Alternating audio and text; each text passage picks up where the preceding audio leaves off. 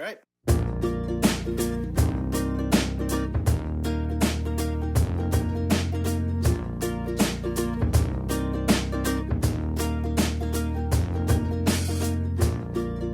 If I can meet Bill Nye, whoa, what a day it would be. We could talk about so many science things. On second thought, maybe we'll need more than a week. I want to meet Bill Nye, the science guy. I want to meet Bill Nye, the science guy. I want to meet Bill Nye. I want to meet Bill Nye.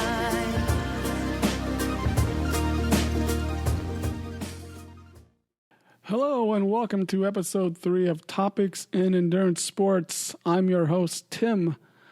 Today is Thursday, March 2nd, 2017.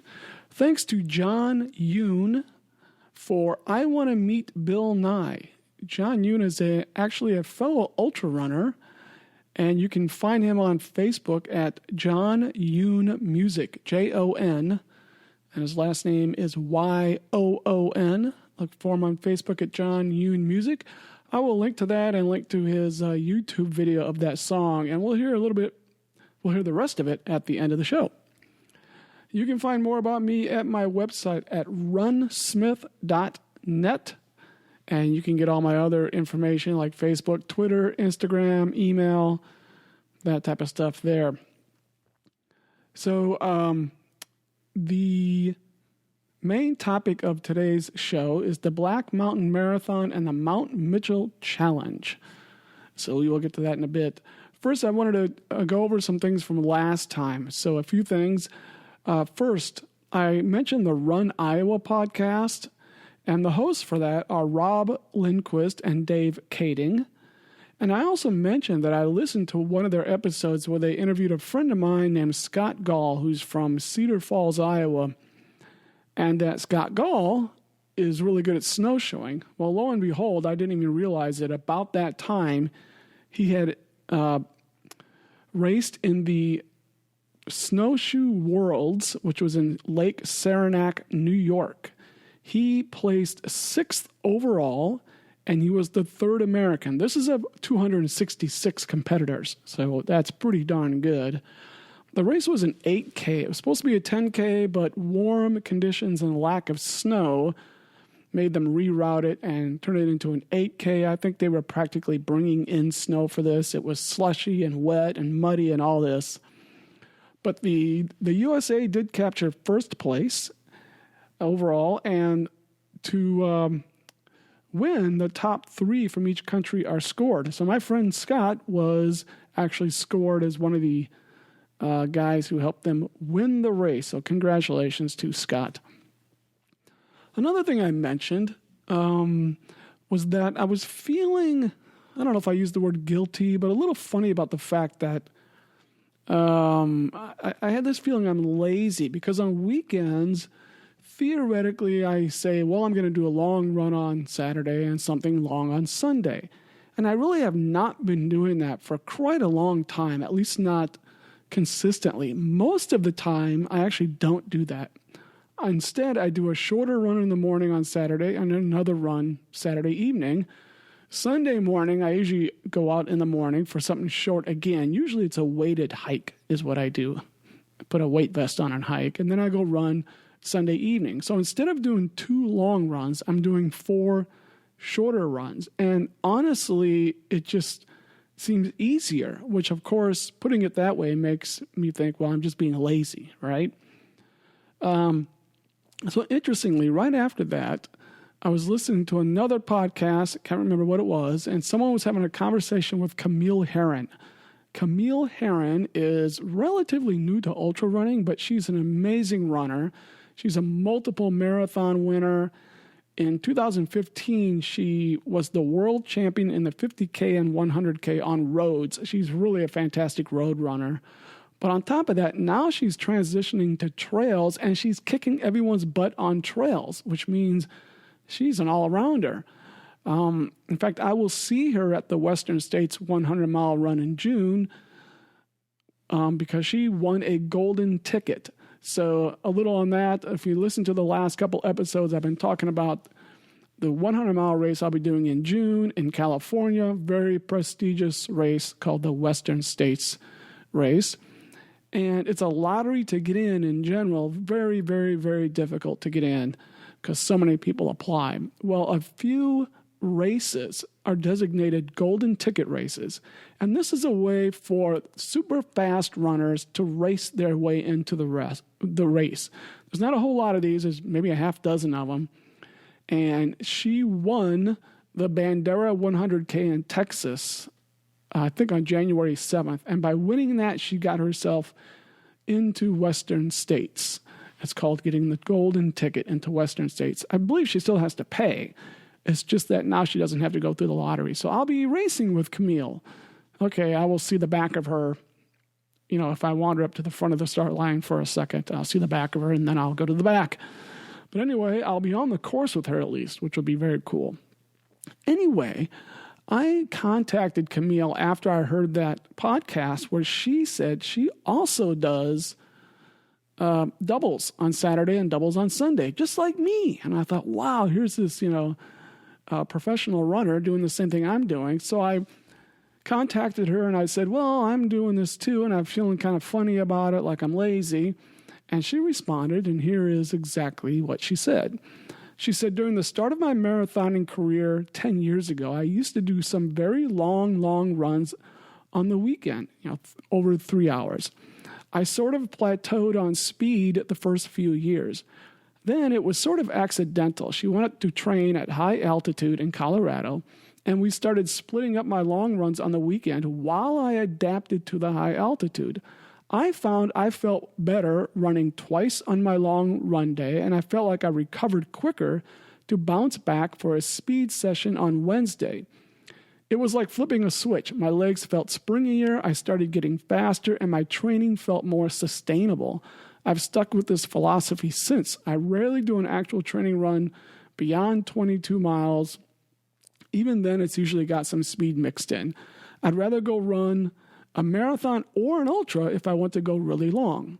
So yes, I do about 40 to 50 miles on the weekend in doubles, and she's been doing this for about 10 years. And she bounces back fast for midweek speed, and that's what keeps her fresh and fast, she says. So a few things. She's still running a lot more on the weekend than I am, 40 to 50 miles. I'm kind of happy if I get in 30. So she's doing more than I am. But she says some of the same things I'm kind of feeling, which is that it's just more sustainable. She recovers more quickly. And I think that's why I'm doing it, even if I didn't actually say that to myself. I think that's part of it. It just feels more sustainable. I can do it. If I go out and try to run for 3-4 hours in the morning on Saturday morning, I'm kind of shot for the rest of the day for one, which might be okay. But then I'm kind of worn out for Sunday as well. So by splitting it up, it just seems to be working for me. And like me, she says if she wants to do a long run, she just enters a race, does a marathon or enters an ultra. So we're similar, although I noticed she said she rarely does an actual training run beyond 22 miles. Now, for me, 22 miles would be a very long run, but again, we're not in the same league. So anyway, that's something for you all to consider, is if you're finding trying to run really long on Saturday and or on Sunday, drudgery, maybe start splitting it up at least once in a while. Maybe you could do it every other week or every third time. You could split it up like that and see how it feels. What else? From last time, I also kind of bragged because in that race I was in, the David's Trail Endurance Run, I kind of was bragging that I came in second out of 6 in my age group. I did say that was pretty rare, and just to show that, a week later I did a race called the Frosty 14, and I came in 9th out of 13 in my age group. That's a little more normal for me to be closer to the back half. It's kind of interesting because I actually felt really good. I thought I was cooking right along there, and I thought, hey, I'm going to be way at the top of my age group, and there I was, 9th out of 13. So it just goes to show. What else? I brought up Sean Bearden last time, or maybe I brought him up the first time because I talked about his podcasts, Journey to 100 and The Science of Ultra. He's got 2 podcasts, and I talked about those. Since then, Sean Bearden underwent some surgery that's kind of interesting. First of all, he got a big toenail removed on his right big toe. Got the toenail removed, and this is not unknown. A lot of ultra runners will do this, and probably some marathoners. So for those of you who are not in the know, this is not super uncommon. And the problem is when you start running up and down steep hills, or I should say down steep hills, you will start banging your toes into the front of your shoe. Some people don't. It kind of depends on the exact shape of your foot and which shoe you're wearing and so forth and so on. But it happens quite often. And even if it's just happening every 200 steps, well, you take a lot of steps if you're running for hours on end, and you end up with messed up toenails. First of all, it's painful during the run. It can be painful. It can cause blisters. But after the race, your toenails will turn black. Eventually, they'll fall off, and you have to grow a new one. And that can actually take a couple of months. It's not an instant process, a few months. And so ultra runners have been known to just get their toenails removed. There are runners who've gotten all 10 toenails removed. But on top of that, his second toe, think of your index finger, he got that half chopped off. Yes, he got the tip of it chopped off. So think about chopping off one, if you look at your index finger, chop off one knuckle. That's what he did to his toe on the right foot. And the reason was he was having what's called a plantar plate injury problem, which is not really at the toe, but it's possibly partially caused by the fact that that toe is banging the front of the shoe, or it's having to bend too much when he pushes off. And so by removing that, it alleviates this problem. It's going to be more of a problem for people who have a second, their second toes longer than your big toe. So you might want to look at your feet and are you like that, or are you kind of lucky and your biggest toe is your longest toe? What's specifically interesting to me about it is I have the exact same chronic problem. Same toe, same thing, same name. They called it a plantar plate injury, and I've kind of managed to work around it, but I don't think mine was as bad as his, but very curious that I had the exact same problem. And actually, I am kind of interested in removing my toenails. Right now, as I speak, I have 5 black toenails, 2 on one foot and 3 on the other. 5 of them. And it's annoying. They get sensitive, and it's just a problem. So I'm kind of curious about it. The problem is I'm sure insurance does not pay for it, so I don't know. But anyway, something I might think about doing in the future. Also, speaking of Sean Bearden, he is doing a race called the 777 in 2018. It'll be in January of 2018. This is 7 marathons on 7 continents in 7 days. It was just finished, and an American named Michael Wardian, who all you ultra runners will know, just crushed it. What he did was ridiculous. He did all 7 of them and averaged 2 hours and 45 minutes for the 7. I think his fastest was like 2:37 and slowest was like 2:54. Just ridiculous record that I find it hard to believe anyone's going to break very easily. Anyway, Sean Bearden's going to do this, and he's doing it to raise money to fight and bring awareness to depression, which he just came out as saying he has. This was such a secret. His parents did not even know this. So kudos to him for bringing that up, and he's going to try to raise money for this. By the way, this race costs about $38,000 to enter. You heard that right, $38,000. The first race is always in Antarctica because that's the one where the weather is most difficult to predict. So they kind of wait. When the weather window is good, they fly to Antarctica from South America, do the race, fly back to South America, do the race there. Then they try to fly from country to country to country because they have to do each race within a 24-hour time period for it to officially be done. on time, and they charter a plane for this. So you're paying for a chartered plane to go around the world. So it is extremely expensive. And by the way, that $38,000 does not include the fact that you have to fly yourself to South America. And if the last race is in Australia, you have to fly yourself back from Australia. So add another, I'm sure it's another $10,000 once you add other fees and those costs and everything else to it. So he's going to need to raise about $50,000 just to break even. So anyway, go get him, Sean. I think I already mentioned I am a Sean Bearden groupie. Okay, that's all for the topics from the last couple of weeks. Let's get to today's topic, the Black Mountain Marathon and the Mount Mitchell Challenge. So this is a race I did just this last weekend, about 5 days ago. So I'm kind of in a little spurt where I did about 3-4 races in a short period of time. I sometimes will do this. I'm actually not doing any races for the next month and a half. So sometimes I just squish a bunch in at once. And that's what I did here. So I did this race. This is a very high profile race, by the way. So, it's known throughout the whole country. It's not just a race just known in the local area. It's been going on for something like 20 years, and it's very well known. So the Black Mountain Marathon and Mount Mitchell Challenge, that is a 26-mile race for the marathon and a 40-mile race for the Mount Mitchell Challenge. The marathon has about 3,000 feet of gain and 3,000 feet of loss when you do it. That's quite a bit. The challenge goes up even higher, so it has about 4,300 feet of gain and 4,300 feet of loss to do that.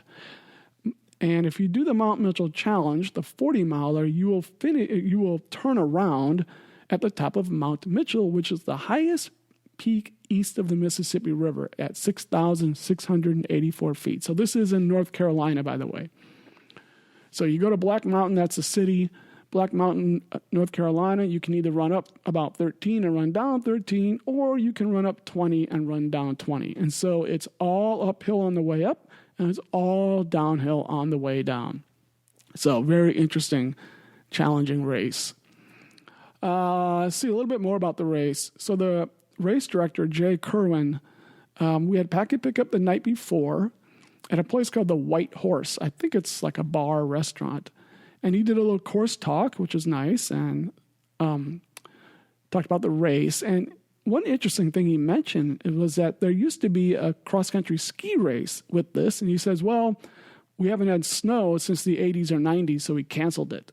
And it was just interesting. It was so matter of fact. It wasn't like, hey, I'm going to bring up, climate change or anything like that. He just goes, yeah, well, since there hasn't been snowing since then, well, we canceled it. So I guess that topic is so politically charged that you don't usually hear someone just mention some of the practical aspects of it. But there you go. They had to cancel that quite a few years ago.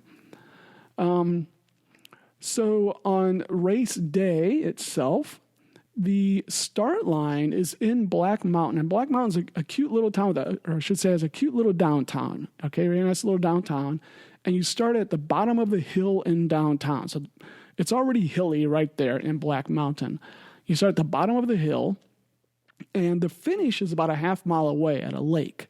So I parked at the lake. A lot of people did this. We parked at the lake and walked like a half mile to the start. Luckily, the day was extremely warm. Speaking of warm temperatures, there was no snow on the course whatsoever. And this is theoretically, when this was done, the whole point was to run on the snow, but there was no snow at all. It was in the 50s and 60s all day long. Absolutely incredible warm weather, ridiculously warm weather.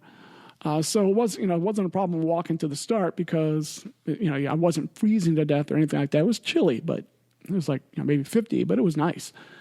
So we start at the bottom of the downtown, and then when you start running and everyone runs together, the marathon and the challenge.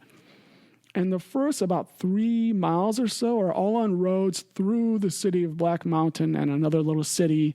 And it's all uphill, even though really that's not the uphill part, but it is. It's uphill. You start off instantly running uphill. You almost never not running uphill.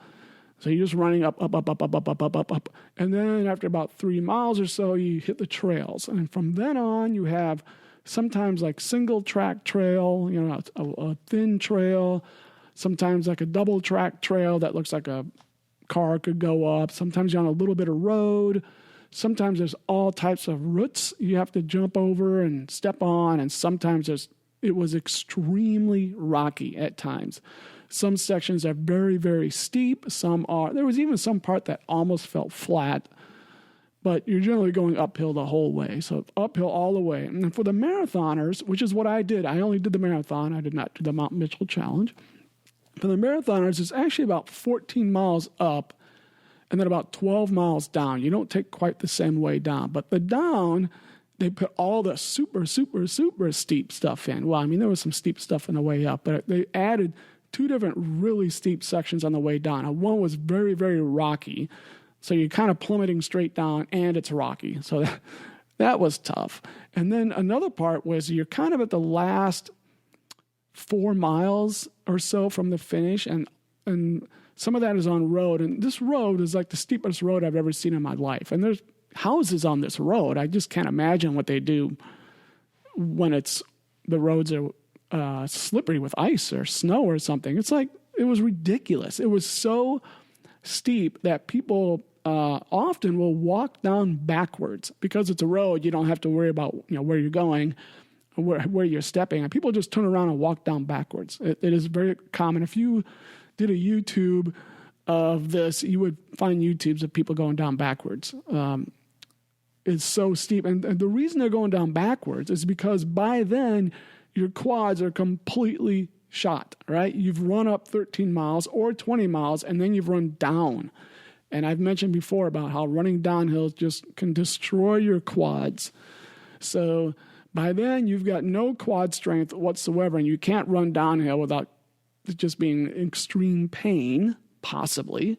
And so people walk down backwards to alleviate the pain in their quads. I was pretty happy. I did not have enough pain to make me walk backwards. I was actually able to run down the whole way. I mean, it was tough, and you're braking so severely.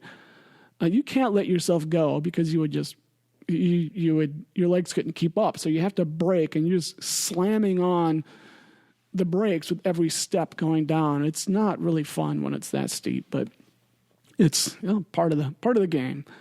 Let's see, what else about the race?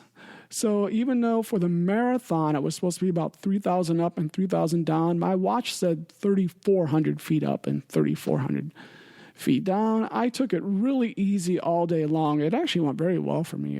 I thought I was going to hike all of the up, but I was able to run at least half of it, maybe even 2/3. I was pretty happy. Yeah, it was a little baby jog in a lot of cases. And when I got really rocky and steep, I just walked. But I was pretty happy. I purposely just kept telling myself, take it easy, because I've got this quad-busting 12-mile descent to do. But even going down, I just took it I even walked on the downhills at some points because it was so rocky that if you try to run downhill, you kill yourself. At least I would. A lot of mountain goats can do it. I call these people mountain goats. It's unbelievable to watch them. It's like a ballerina. These people can just run down rocks at top speed. I have no idea how they do it. I can't do it. I've tried. Well, I suppose one would argue I have not really tried. I just can't imagine going down as fast as they do. But anyway, my time was 5:41:37, and if this was a flat marathon, I'd be all, oh my gosh, that's so slow. But it's not a flat marathon, okay? So 5 hours, 41 minutes, 37 seconds. I was 121st out of 218. So that's not bad. It's like, 121st of 218. I was almost in the top half, so that's pretty good for me. And I know that I turned around at the 3:07 mark. So it took me 3 hours and 7 minutes to get to the top and about 2 hours and 34 minutes to get down. One should argue there should be a bigger difference than that, but the downhill often being so rocky or even so steep actually slows you down. You would think more steep would be faster, but it's slower because you can't run fast when it's very, very steep. So that slowed me down. The rocks slowed me down. Plus, I'm just, more tired. So it wasn't as big a difference as you might guess. The course had about 5 aid stations on it. Enough. I don't think we ever went more than 5 or 6 miles without hitting an aid station. So it had plenty, and it had everything I needed. Some Gatorade or some drink. I think we got Gatorade and good foodstuffs that you need. So that went well. Let's see. That pretty much describes my race. Like I said, it was very warm. I did have a there was supposed to rain. We were extremely lucky. These storms were supposed to come in, and they actually did not really come in. There was one point on the way up, all of a sudden it got chilly, and it started raining, kind of this light rain, drizzle, and I had this very light wind-resistant jacket, and I put it on. I probably had it on 20 minutes, and that was it. And I took it back off. Now, I do know that the people who went all the way to the top had more weather. We'll get to that in a bit here. So they did have more weather than we did, but it was absolutely fantastic. I finished, it was in the 60s. It was just amazing. Let's see, when you finish at this lake, and it's nice. It has an indoor building, so you can go indoor. Didn't really need to, but had it been really cold and nasty, you can go indoor. And upstairs in this building, they had food. It was like chili dogs and soup and crackers and stuff like that. Nothing super amazing, but hey, it was food. It was great. And they had a massage guy. I didn't do that, but they had a massage guy. I don't know if you had to pay for that or nothing or not. As far as what you got a pint glass when you went to packet pickup. Pint glasses are popular these days. You also got just a cotton T-shirt, and you got like a little stocking cap. Not with a ball on or anything, just a little, I don't know what you call that, little cap, knit cap. You got that said, Black Mountain Marathon or whatever on it.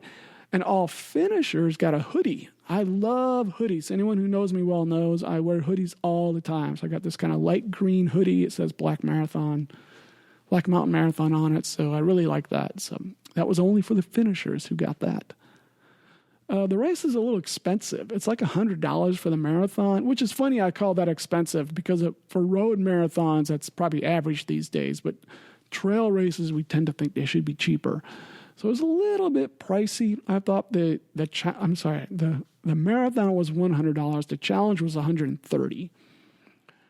So that's kind of pricey for a trail race. But like I said, it's kind of a big deal trail race. And I really wanted to see what it was like to run up 13 miles and run back down. I've never done anything like that. I've never run more than 2 miles up at a time, probably. So to go up 14 and come down 12 was completely new to me. So it was kind of interesting to do. The winner of the marathon was Mark Sharafinsky in 3:27:22. So as you can see, he beat me by over 2 hours. That's amazing. I think I remember seeing him come down, and of course I was at like mile 6 going up, or not mile 6, probably mile 10 or something going up, and he's bombing down. Just unbelievable. No, I probably could have been close to something like that, mile 10.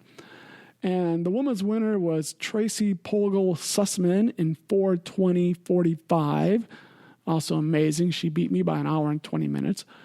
For the challenge, the ones who did the 40 mile, the men's winner was Nathan Holland in 4:49 flat. Yes, the guy who ran 40 miles and won it beat me by almost an hour, not quite an hour. So imagine how fast that guy is. And the women's winner was Jackie Merritt in 5:29:57. Yes, she beat me. I now remember her passing me on those last few miles, probably about 4 miles to go or 3 miles to go. I can remember her running by me now. At the time, I think I did know she was in the challenge just by her speed. I guessed she was.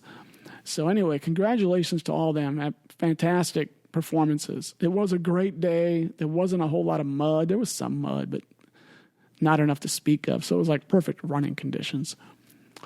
Okay, so at the end of the race, I brought my little recorder and I got some interviews. And this was very nerve-wracking for me. So one of the, there are times in life you try to do things and sometimes it's like, let's try to do something that makes me uncomfortable. Try to confront something. And for me, going up to someone and asking them to do an interview is about as nerve-wracking as it can get. I don't know why. It just makes me really, really nervous. I really struggled. It took me like 45 minutes of sitting there to ask the first guy. And then after the first guy gave me an interview, then after that I asked a girl, and she said no, she wasn't interested. And of course, right then I'm like, oh man, here it goes again. All my social anxiety, especially with women, come popping up like, oh, the first woman I ask, of course she rejects me. It has to be that way, right? So I was like, oh man, I almost walked back to the car and just gave up. And then I kind of going back, and I was starting to go to my car, and I turned around and went back. And then I asked another girl, and she said yes. And she actually pulled in yet another girl, so I talked to two of them. And that was great. And then after that, I talked to a couple, an older couple who finished. So I actually got a few interviews. And anyway, it made me nervous, and I was very nervous doing it. And these interviews are, you'll see how they went. But I will play all three of these interviews in succession, starting now. Okay, I am with Joseph Ingram, right? Joseph, where are you from? Greenwood, South Carolina. Greenwood, South Carolina. Is there any reason people should go to Greenwood, South Carolina? It's a beautiful place. A lot of nice people, a lot of nice things to do. Really enjoy living there. Very good. What do you do there? I am a regional sales manager for a meter manufacturer in town, and I cover eastern U.S. and eastern Canada. Does that mean you travel around? About 2 weeks a month, give or take. Yeah, very good. Okay, so you did the marathon like me, right? Correct. So generally, how did the race go for you? Overall, I thought it went really well. I had a race plan coming in and felt like I stuck to it and really had a good day, really good day. What was your time? 4:27:27. That is a good time. I was like 5:40, so nice job. Were there any sections that you liked or hated more than any other, or that went good or bad or anything like that? For me personally, where I'm from, we don't get a lot of rocky trails, so I believe it was around mile 7 to 10, and then coming back down, obviously the same area. That was, for me, was a little sketchy. So definitely took my time there. Like I said, ran within myself and didn't do anything crazy so that I was talking to one of those rocks. So no falling? Didn't fall once. Had a couple trips, but luckily no face to ground today. So I felt pretty good about that. Do you have any idea what your time was at the turnaround? Oh, man. If I'm not mistaken, I was around 2:37 at the turnaround. So 2:37 on the way up and about 2:10 on the way back? Is that right? You said 2:47? 2:27. So 1:50 on the way back then? Yeah. I felt like I ran the second half within 2 hours, yeah. Yeah, that's very good. That's very good. Let's see what else. Did you say are you waiting for someone else that's doing the challenge? Is that right? Correct. My good friend Kim Russell is running the challenge today, which is part of the reason, or the reason, that I signed up for this, just to come up and support her. And hopefully she'll be coming in pretty soon. Very good. Let's see. What shoes did you wear today? I ran in Ultras. I actually don't know the model. First time I ever had those. And for me personally, it's a great shoe. Trail running shoe. Toe box was great. Really, really happy with that choice. They're not the real cushioned ones, I assume, because those are probably the Olympus. So you probably wore the Lone Peaks or Superiors, I'm guessing. If it's a trail shoe. It's definitely a trail shoe. It's probably one of those, yeah. And the store that I went to had just gotten them in about a month and a half ago. So that's about how long I've had them. But, again, great shoe. Zero drop, which is what I normally run in. I really enjoyed it. Yeah, I have some of those shoes. I like those. Do you have any other races coming up? So my goal, my main goal for the year is half Ironman, which will be in September. So that'll be what I'm shooting for the rest of the year. Now I have triathlons in between then, mainly in the South Carolina series. But that's pretty much my focus for the rest of the year. Which half Ironman is it? It's the Greenwood, where I'm from, Greenwood, South Carolina. It's the Greenwood half. They just brought it back this year. And it's put on by, it's not put on by Ironman, it's put on by Tough Man, but same distance. And it's at home, so works out for me. All right, very good. Well, thanks for talking to me. Yes, sir. Thank you. Okay, I'm here with a couple of challenge finishers. Your name is? Sophie Spidell, And where are you from? Charlottesville, Virginia. Charlottesville, Virginia. I think I have been through there. I'm kind of new to the East, but I think I've been through there. And you are?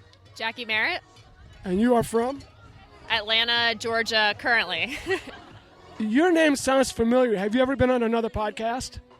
I've Maybe- been on a couple. The East Coast and Trail. Yeah, I did that one a while. See, you can tell I don't know what I'm doing because I'm not putting it up to your mouth.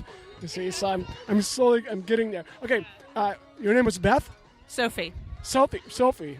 I don't know where Beth came from. Okay, Sophie, how'd the race go for you? It was great. It was my first ever challenge. And I wanted to break 7, and I ran 6:41, and I'm thrilled. Very good. Were there any sections of the race that were particularly good or bad or you really liked or hated or anything like that? I didn't mind climbing to the top of Mount Mitchell. I got a photo at the top, and that was fun. But Jackie and I were just saying I was telling Jackie, there's a section on the way down that's just really technical and rocky, and that was hard for me. I lost some time there, but this last 6 miles downhill on the road was nice. So from where the marathoners turn around to the top, was that pretty much all road? Yeah, all road, and for us, we got rain, sideways rain, mist, sun, headwind. We had all sorts of weather. Oh, wow. I got it just a little. I was behind you guys. I got just a little bit, but it wasn't very bad. What shoes did you wear? I wear Hoka Stinson Challengers. Challengers. I have Challengers on the way. Yeah. In the mail coming to me to try out, so I hope they're good. Those are good shoes for you? Yeah. Yep, I get them at Crozet Running. A little shout out to my people at Crozet Running in Crozet, Virginia. Very good. Okay, so you're Jackie, right? I got that one right. Jackie, you won the race, right? Yes. I think it's the second fastest women's time in course history. What was the time? 5:31 something. That's amazing. So you beat me by 10 minutes, even though you went like 12 miles longer. So very good job. So the race for you, I assume it went fairly well. Were there any particularly good or bad sections? 20 miles is a long way for me and most people to grind uphill. So it gets a little rough, I think, climbing up the road at the end. And then, the technical part coming downhill, I think I probably should have eaten a little more going up. The first part coming down, I didn't feel great. But then it, improved my nutrition and started feeling better at the end. So The road uphill past where the marathoners turn around, were you able to run that whole part, or did you have to resort to some hiking? No, I did some hiking, yeah. Run, hike, intervals, kind of just like going by feel, and then I tried to really bomb down the back half of that. It's fun. Very nice. What shoes did you wear? I am currently wearing the Saucony Peregrines. I really like them. The tread is really good for technical stuff, but not too much for the road, I find. They're really light. I've been really liking them. Are they very, I've heard of them, but I'm not too aware of them. Are they very cushiony or light cushion? They don't have a lot of cushion, no. They have a decent rock plate, not a lot of cushion. They're a bit stiff. They actually kind of feel like for people who wear Saucony, they feel kind of like the Kinvara, but in a trail version. And they have an excellent tread. I think they're 4 mil drop if you're into a little bit lower drop. I do have Kinvara, but I think I have an older version. I think the newer version is a little different. So do you have any races coming up that you're training for? Yes, this was a training race for the Georgia Death Race. Very nice. Is that a run bum race? Yeah. Yeah, I'm signed up for the Grayson Highlands. You're not doing that one, are you? Yeah. No, I'm not doing that one, but I know of it in May, I think. Is the death race the one where if you get like top 1 or 2, you get a ticket to the Western States?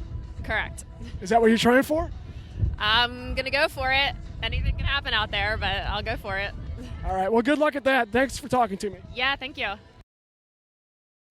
Okay, I'm with a couple of people who just finished the marathon. Your name is? Sylvia Gonzalez, And where are you from? Hendersonville. That's North Carolina. Yes, Right? yes. And you are? My name is Homero Gonzalez. Are you two married by any chance? Okay. Okay. So you two did the whole marathon together, I assume? Well, he left me at the beginning, and then I caught him at the end. Very good. Is this your first time doing it? No, well, we've done several marathons, but in the mountains, this is the first time we've done a marathon. First Black Mountain. First Black Mountain Marathon. Yeah, that's what I meant. So do you guys do trail races very often, or is it pretty rare to do trail races? We love to do trail races, but we haven't done as many as we used to do. I see. What did you guys generally think of? I mean, how did it go today? Did it go pretty well? Were there any sections that you really hated or loved or anything like that? Well, the trail section is my favorite section. The road was, it's a little rocky, but yeah. So I would say I love the trail part. Now, I would say the trail was the rocky part, not the road.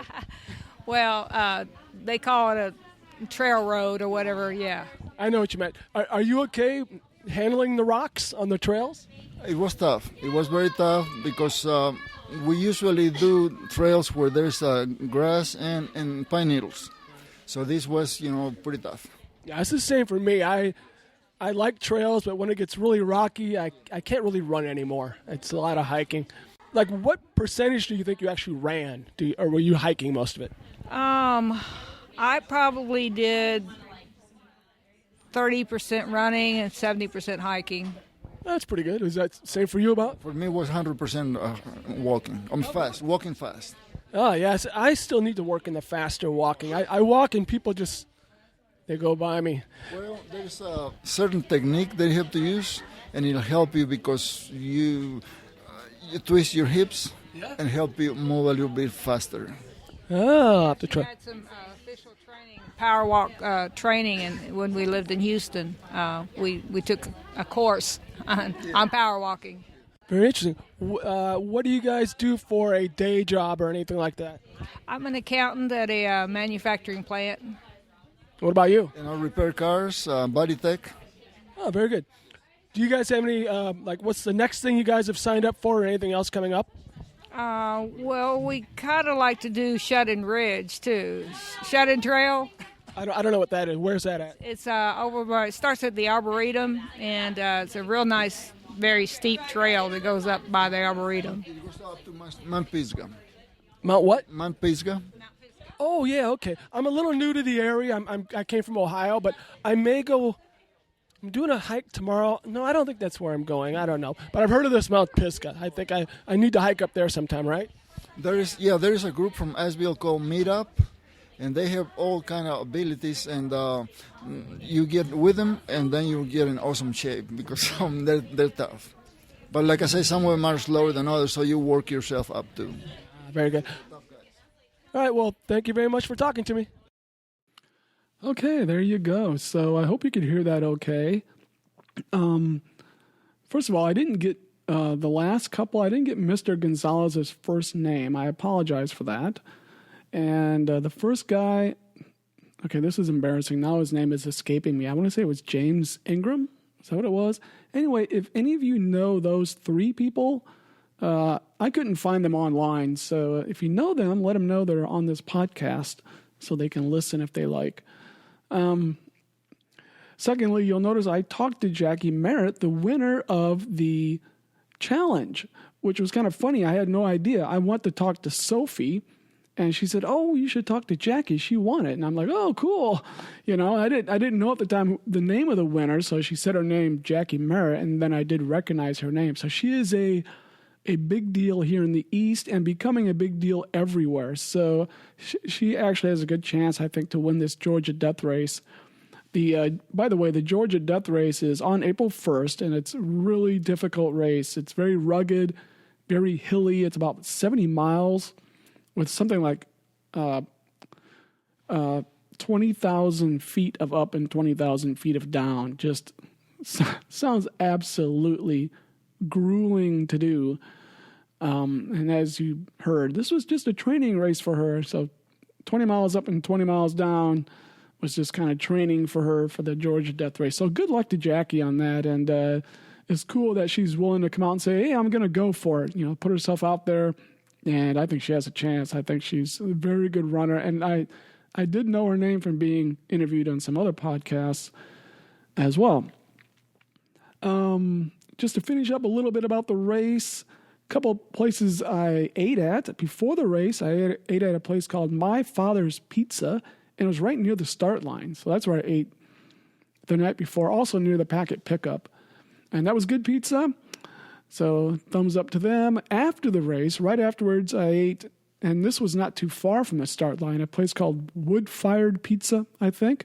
That was also very good. So as you can see, I had pizza twice in a row.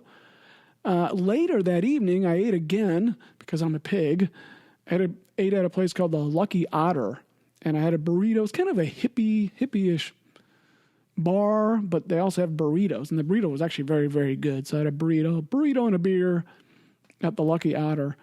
They actually had an awards dinner at 6 p.m., and I skipped it because I'm a dork. I should have went, but my anxiety from interviewing people was already enough, and I thought I don't need to sit again with people more and get more nervous. And also, I'd eaten that pizza at a weird time, like 2 p.m., 3 p.m. I had the first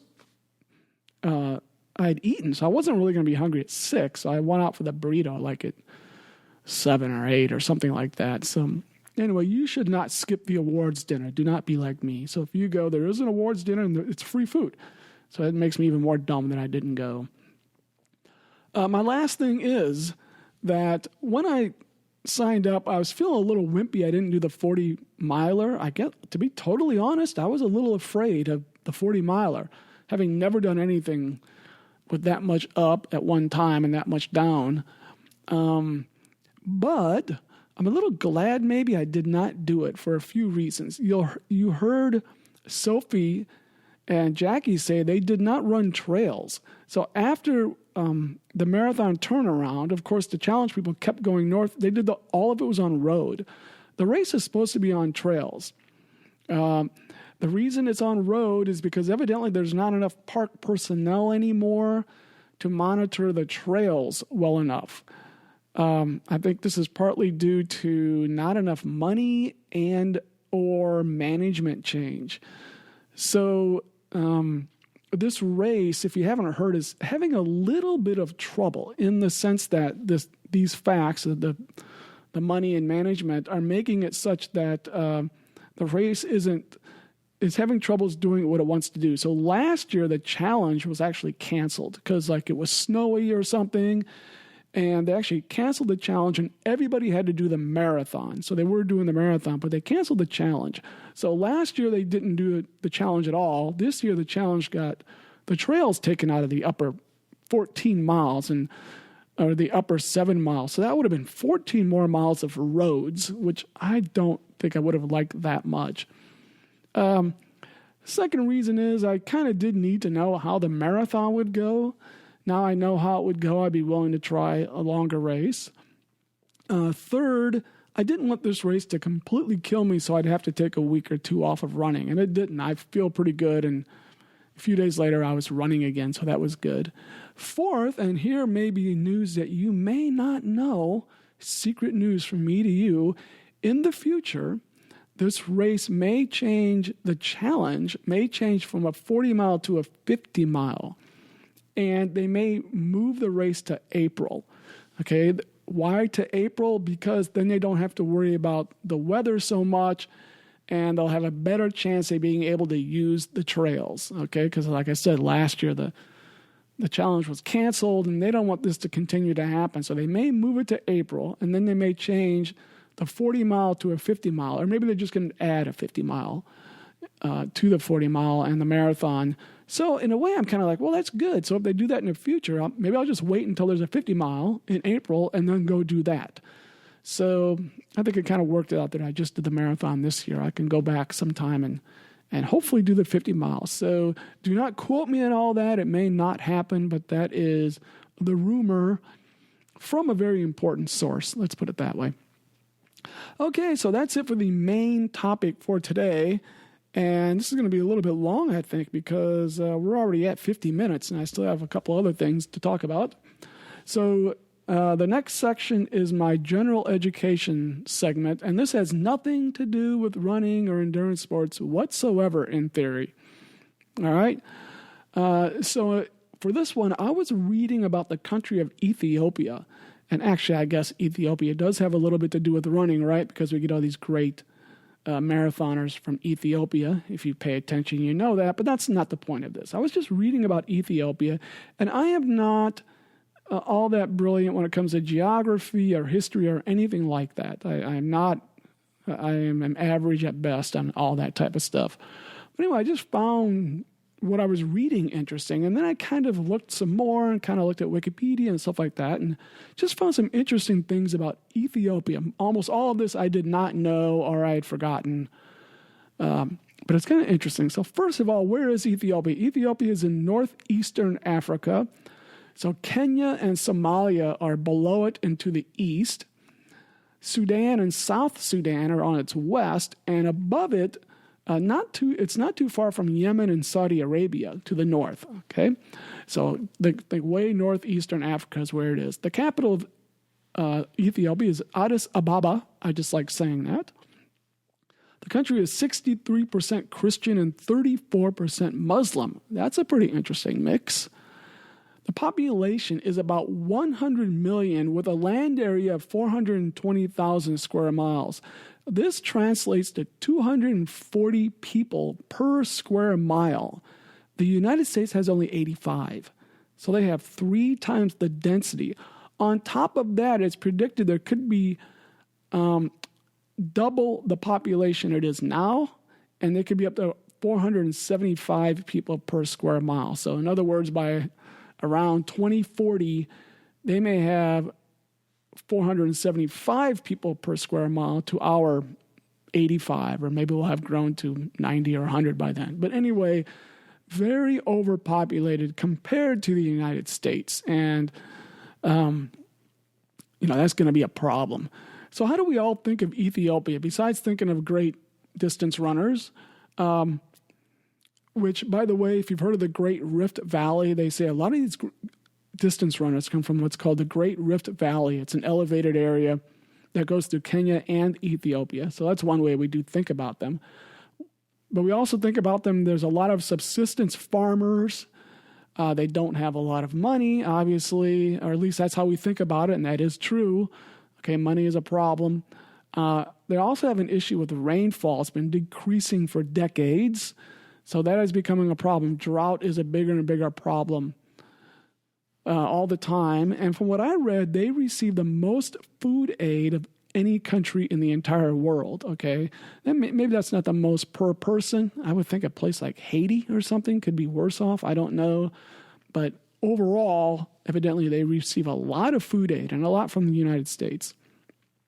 So Ethiopia itself is a very interesting country, especially if you think about its history. It's ancient history there. There was a civilization there, possibly as early as the 10th century BC. 10th century BC. That was a long time ago.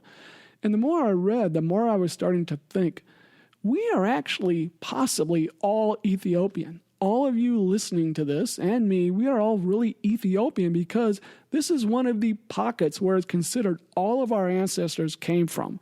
And then, of course, they migrated to Europe and everywhere else. So, we all have Ethiopian blood in us. We are all cousins with the Ethiopians. So it's kind of an interesting viewpoint, I guess. It's got one of the oldest alphabets still in use, a very old alphabet. It's also the origin of the coffee bean. I am not a coffee drinker. I know that is bizarre, but I am not a coffee drinker. But for you coffee drinkers, that's where the coffee bean came from, I guess. It's got a ton of history I'm not going to go into, but more recently, it's the only African country to defeat European colonialism and to never be ruled by a European power. So if you think of Africa, you know, the Europeans, the French, the Danish, the English, they kept going down there and you know, sticking their noses in all these countries and running these countries and so forth. Not Ethiopia. Ethiopia was able to stand up to all that. So it's the only African country. It did happen from 1974 to 1991. There was a Soviet-backed government there. And in 1991, you'll know that's when the Soviet Union broke up, and we had Gorbachev in power in the Soviet Union, and he had his policy of perestroika, which is more of a hands-off policy, and so the Ethiopians were able to kick out the Soviet-backed government. And since then, they've had more or less democratic government, but it's not all been peaceful there either. They have these droughts, they have had some fighting with other countries and that type of thing. Another thing I read was the United States does help Ethiopia a lot. Besides providing a lot of food aid, we have an interesting program now that monitors the land via satellites that helps predict when a drought in the area is happening. So this is interesting because when we think of satellites, we tend to think of military satellites, spy satellites, maybe weather satellites, maybe kind of scientific satellites. Here's a new angle where they're taking satellites and using them for kind of social good. All right? And they're able to look at the land, and it's not as simple as you think. You don't just look at it and say, oh, it's all brown there, you know, it's a drought. It's way more complex than that. But they are able to look at the land and predict that, hey, it looks like the beginning of a drought or a drought is happening. And they can actually spot it before the farmers there can get the word out. So the farmers there, to get the word out, they have to tell someone, and finally it gets out and take us a long time. Whereas the United States can look at these satellites and see it fairly quickly, and then they're able to respond with aid much more quickly. What's even more interesting about this program, it's largely set up in the United States by an Ethiopian immigrant named Gabriel Seni. He's a scientist with the U.S. Geological Survey, which is interestingly based out of South Dakota. I say interestingly because you're like, well, wow, I didn't know we had some government facility in South Dakota, but evidently we do. So I bring all this up about the aid because I'm just saying, you know, in my opinion, although there are all types of places around the world who need aid, and no country is more important than any other, this gives you kind of some reason to think about Ethiopia. Like I said, it's kind of our birthplace. We are all Ethiopians. So if you kind of thought, oh, who cares about Ethiopia? That might be one reason to give you a little bit more reason to care about it. And their future is not looking good on the face of it. Their population increase is not sustainable. And it's not all just, oh, they're all reproducing too fast. They have refugees from South Sudan coming in because South Sudan is in conflicts. And so they are coming in. They've taken a lot of refugees. So it is a place that needs help with not only aid, but modern farming techniques, irrigation methods, birth control, more emphasis on education, especially for women, and all that stuff. So anyway, there you go. A little bit about Ethiopia. Finally, our last segment, the Not This Day in History segment. I'm going to talk about the triathlon. Now, a lot of you do know this story. This isn't too obscure. And it's a little bit long, but it's kind of an interesting story. So where did triathlon come from? Well, the first triathlon was held in Mission Bay in San Diego, and it was directed and conceived by Jack Johnstone and Don Shanahan, and sponsored by the San Diego Track Club. So here's an excerpt from Jack, and this is from a website called triathlonhistory.com. And here's Jack, and I'm paraphrasing a lot of this here. So in 1973, I heard about the Dave Payne Birthday Biathlon. And the Birthday Biathlon was a 4.5-mile run followed by a quarter-mile swim. And so I wanted to put on a similar race. And he called his friend Don Shanahan, and Don said, well, I want a bike leg in it. So the Mission Bay Triathlon was born. The first triathlon was Wednesday, September 24th, 1970. Now I'm embarrassed. I think it's 1973 as well, but now maybe it was 1975 or something. Sorry about that. I don't know if he managed to do it that year or not. Anyway, September is done on a Wednesday, which is kind of odd, a Wednesday evening. So this race consisted of running, biking, and swimming. So they did the running first, then the biking, then the swimming. So the opposite of a current triathlon. But they also did various legs, it sounds like. It wasn't just one run, one bike, one swim. They were kind of alternating things. It started at 5:45 p.m. on September 25th. And the event consisted of 6 miles of running. But the longest run was 2.8 miles. So that's what I'm saying. They broke it up. So at one point you ran 2.8 miles, but then you had other segments you would do later. It only had 5 miles of biking, and they did do that all at once. 5 miles was all it was. And 500 yards of swimming. The longest continuous stretch was 250. So maybe twice you had to swim 250 yards. He thinks from his memory that the entry fee was $1. And 46 people entered the race. The winner was expected to finish under an hour, but some competitors could take twice that long. Darkness could conceivably be a problem, so we arranged for a few cars to have their headlights directed on the short last swimming segment. I think that's really funny. So imagine these cars on the beach shining their lights in the ocean to help the swimmers see. My recollections of the race are fuzzy after 24 years, which is when he wrote this.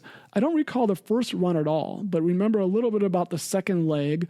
Most of the bikes I saw were beach cruisers and 3-speeds. Riding a primitive 10-speed Volks cycle, I had one of the quality machines in the field.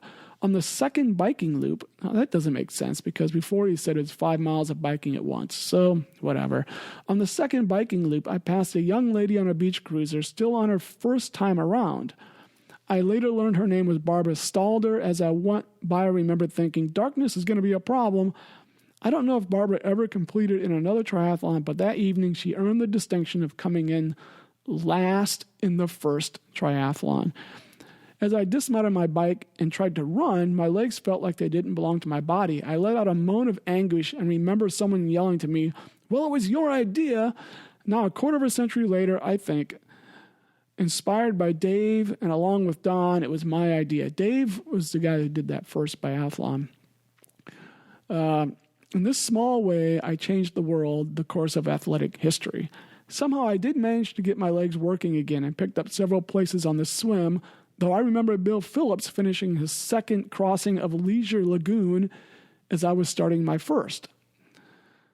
So I guess that's where they swam in whatever was called Leisure Lagoon. After finishing in 6th place, I started helping Don with the finish line. Sure enough, it was well after dark when the last of the first triathletes made their way across the inlet to the finish. So again, they're finishing in the dark on the swim. It's one thing to finish in the dark on a run, but imagine swimming in the dark. That would not go over too well now. Reflecting now on that first event years ago, I marvel that we were able to draw such an impressive field under the circumstances. These were not triathletes. There was no such thing at the time. None were into cross-training, a term not yet coined. Most didn't own racing bikes, and some were marginal swimmers at best. Yet they had the adventuresome spirit to come out after a hard day's work and with only 2 weeks' notice to participate in a new athletic event. So he did do this very quickly, so maybe it was 73. Few of the names listed in the results will be familiar to today's triathletes, but if it weren't for them, the new sport may have died on that cloudy evening on Mission Bay. 2 names which almost any athlete should recognize, however, are listed in 30th and 35th place. Judy and John Collins, who 4 years later would found the event which brought international attention to the new sport. They had just completed their first triathlon.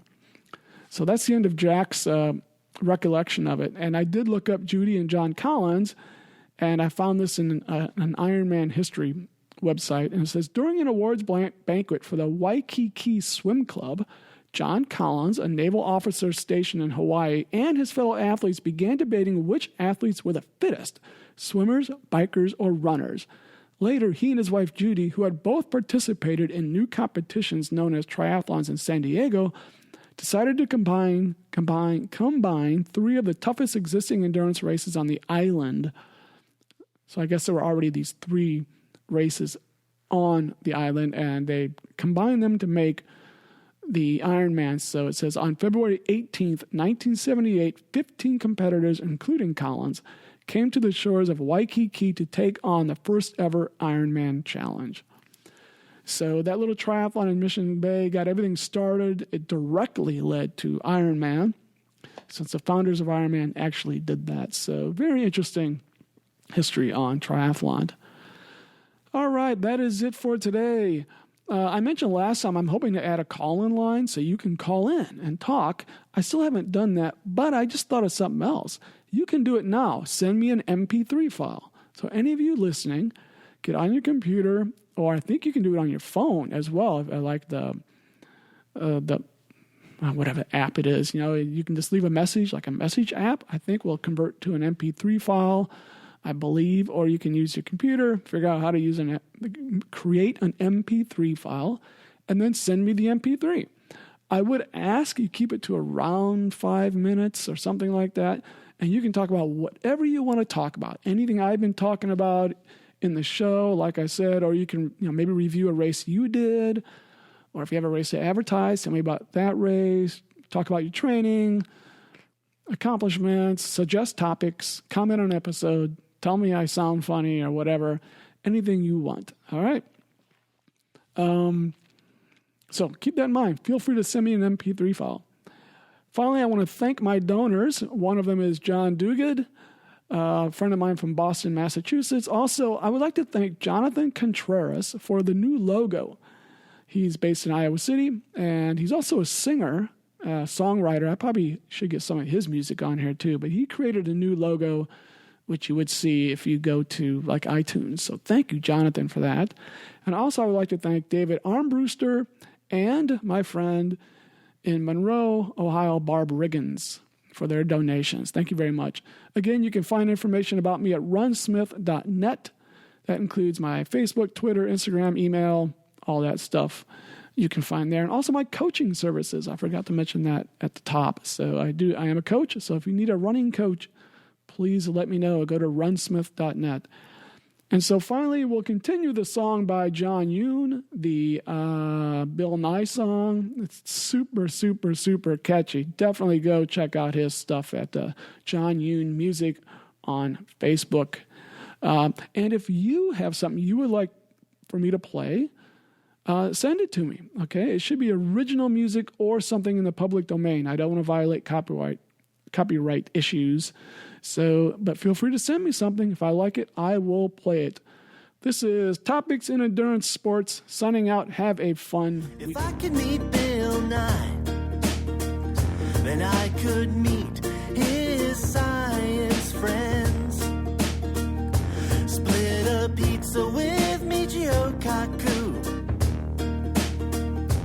and the cool Neil deGrasse Tyson. We could talk about atoms and the universe and all things in between. From astronomy to zoology, we'll cover it all from A to Z. And we could talk about it over pi. That's 3.14159 with Bill Nye, the science guys. I want to meet Bill Nye, the science guys.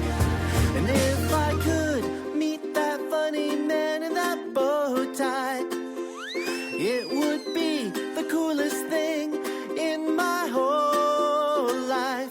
And if my friends all get a little jealous of me, I guess I'll have to throw the biggest Bill Nye party. The science guys, I wanna meet the science guys.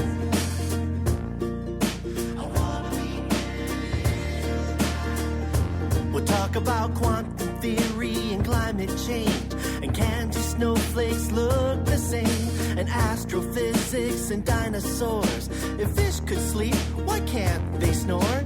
Geology, microscopic things, math, medicine, engineering, and the theory of everything.